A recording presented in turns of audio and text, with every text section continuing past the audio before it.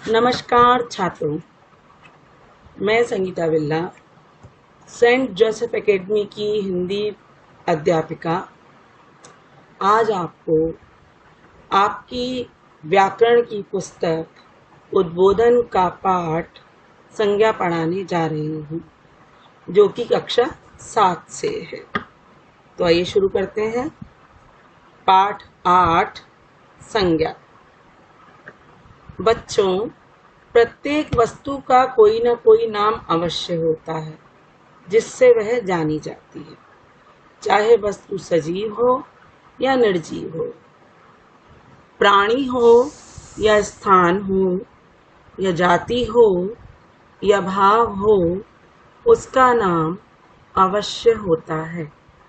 इस नाम को ही संज्ञा कहा जाता है।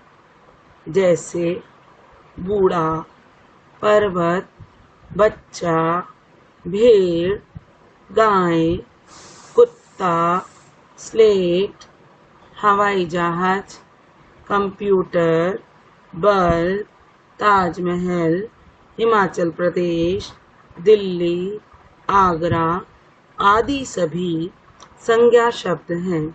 इसी प्रकार संज्ञा की जानकारी के लिए नीचे दिए गए वाक्यों को पढ़िए। पहला वाक्य है, बच्चे क्रिकेट खेलते हैं। भारत का सोने का, यहाँ पे आएगा, भारत को सोने की चिड़िया कहा जाता है। तमन्ना बर्तन साफ कर रही है। विशाल फूल तोड़ रहा है। रामायण हिंदुओं का पवित्र ग्रंथ है। दीप्ति बहुत सुंदर है। इन सभी वाक्यों में विशेष स्थानों, व्यक्तियों, भावों और जातियों के नाम आए हैं, अतः ये सभी नाम संज्ञा हैं। जैसा कि आपने देखा कि पहले वाक्य में बच्चे और क्रिकेट, ये 2 शब्द संज्ञा हैं। दूसरे वाक्य में भारत, सोना, चिड़िया, ये हैं 3 शब्द संज्ञा शब्द। तीसरे वाक्य में तमन्ना। चौथे वाक्य में विशाल एक व्यक्ति का नाम है, विशाल और फूल, ये दो शब्द संज्ञा शब्द हैं। 5वें वाक्य में रामायण हिंदू और ग्रंथ, ये तीनों शब्द संज्ञा शब्द हैं। 6ठे वाक्य में दीप्ति, यह शब्द संज्ञा शब्द है। जो शब्द, अब हम संज्ञा की परिभाषा इसके आधार पर बना सकते हैं। जो शब्द किसी स्थान, प्राणी, जाति, भाव का बोध कराता है उसे संज्ञा कहते हैं। संज्ञा के 5 भेद होते हैं। पहला व्यक्तिवाचक संज्ञा, दूसरा जातिवाचक, तीसरा भाववाचक, चौथा समुदायवाचक संज्ञा, 5वां द्रव्यवाचक संज्ञा। तो पहला भेद हम पढ़ते हैं, व्यक्तिवाचक संज्ञा, जिसे आपने इंग्लिश में पढ़ा होगा प्रॉपर नाउन के नाम से। वे शब्द जो किसी विशेष व्यक्ति, विशेष स्थान, विशेष वस्तु का बोध कराते हैं, व्यक्तिवाचक संज्ञा कहलाते हैं। जैसे कुतुब मीनार दिल्ली में स्थित है। राजीव गांधी हमारे प्रिय नेता थे। हरिद्वार पवित्र तीर्थ स्थल है। सचिन तेंदुलकर भारत का महान बल्लेबाज है।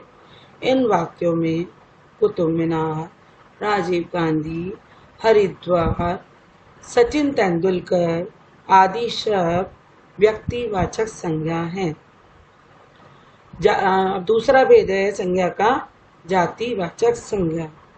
वे संज्ञा शब्द जो किसी जाति के एक ही प्रकार के स्थानों, वस्तुओं और प्राणियों आदि का बोध कराते हैं, उन्हें जातिवाचक संज्ञा कहते हैं। जैसे हमारे देश में छोटी बड़ी 6780 नदियां बहती हैं। लड़कियां नदी में तैर रही हैं। तीसरा उदाहरण है, सिपाही चोर के पीछे भाग रहे हैं। हमें पशु पक्षियों से प्रेम करना चाहिए। बकरी घास खा रही है।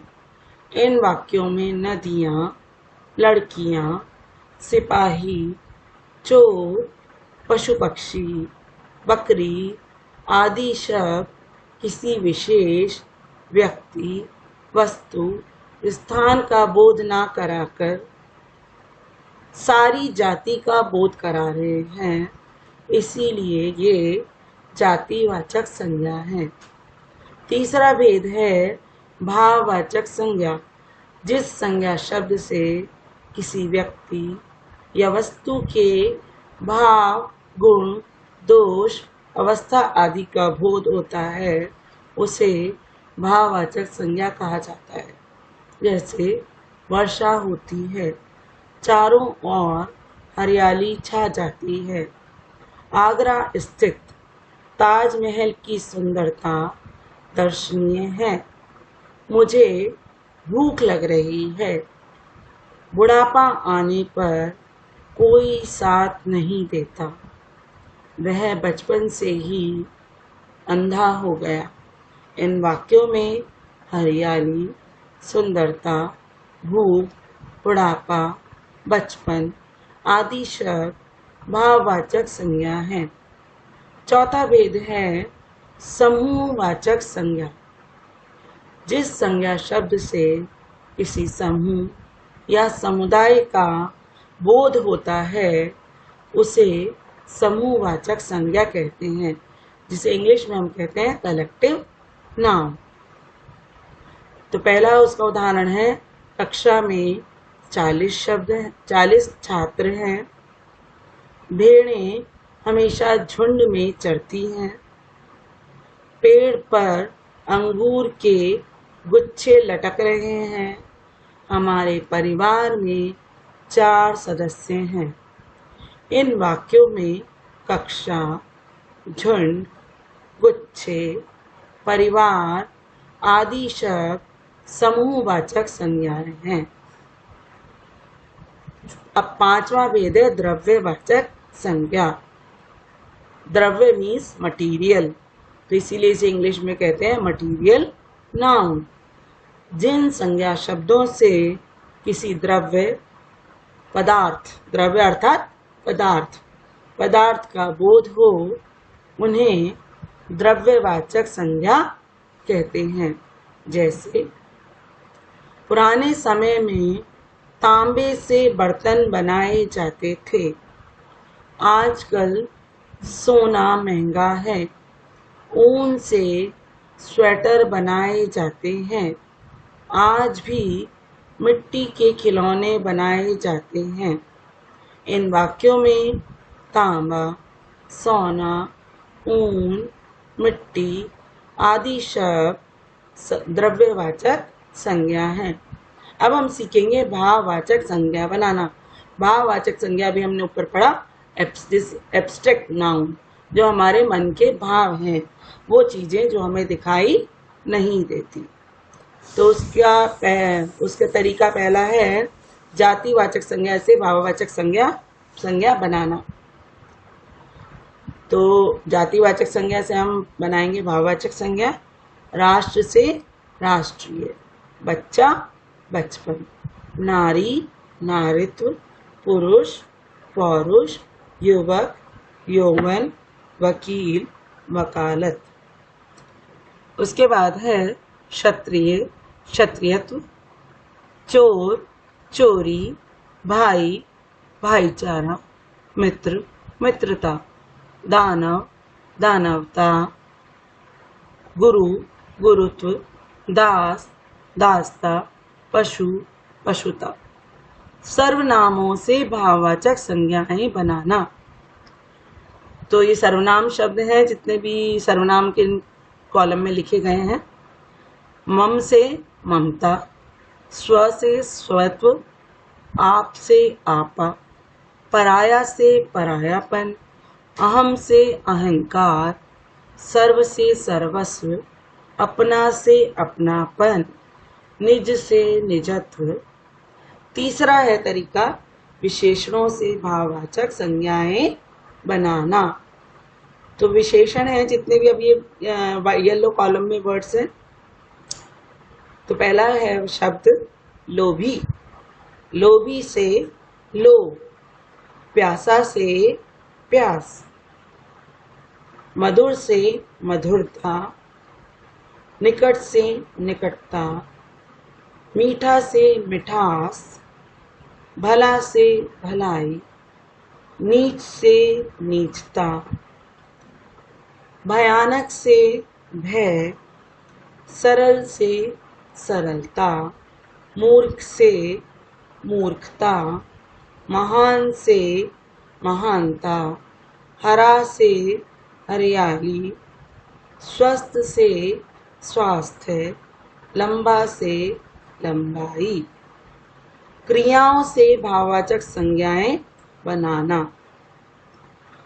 तो क्रिया शब्द हैं हंसना और भाववाचक संज्ञा है हंसी, रंगना, रंगाई, उठना, उठना, उठाव, सुनना, सुनवाई, लूटना, लूट, जीतना, जीत, गहरा, गहराई, पहनना, पहनावा, लड़ना, लड़ाई, कमाना, कमाई, थकना, थकावट, हारना, हार।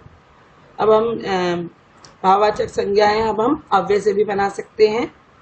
तो अव्यय हैं समीप, समीपता, भीतर, भीतरी, दूर, दूरी, ऊपर, ऊपरी, शीघ्र, शीघ्रता, आगे, आगे पीछे से बना आगा, पीछा।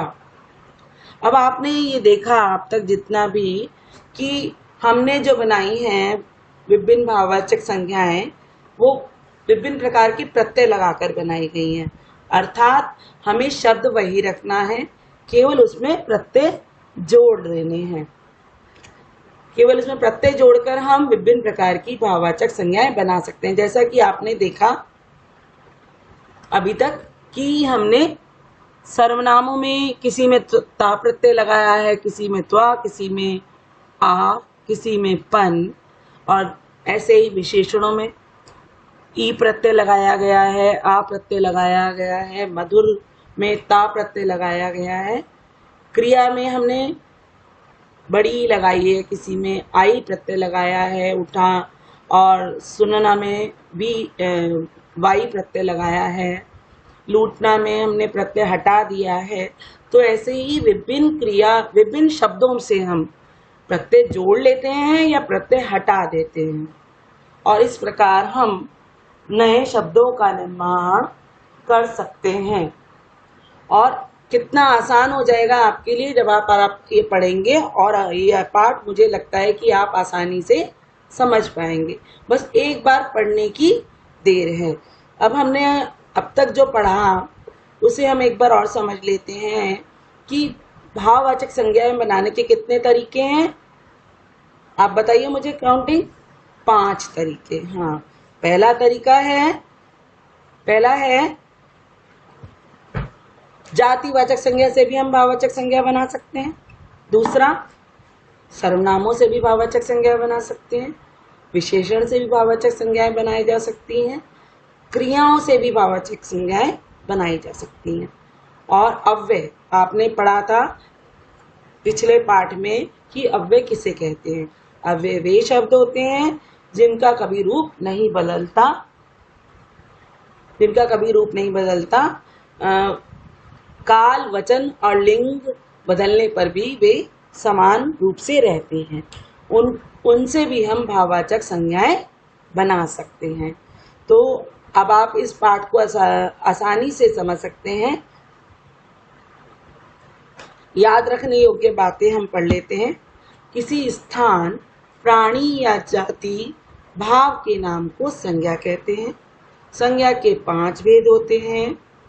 भाववाचक संज्ञाएं 5 प्रकार के शब्दों से बनाई जाती हैं। तो इसी के साथ हमारा यह पाठ यहीं समाप्त होता है। धन्यवाद।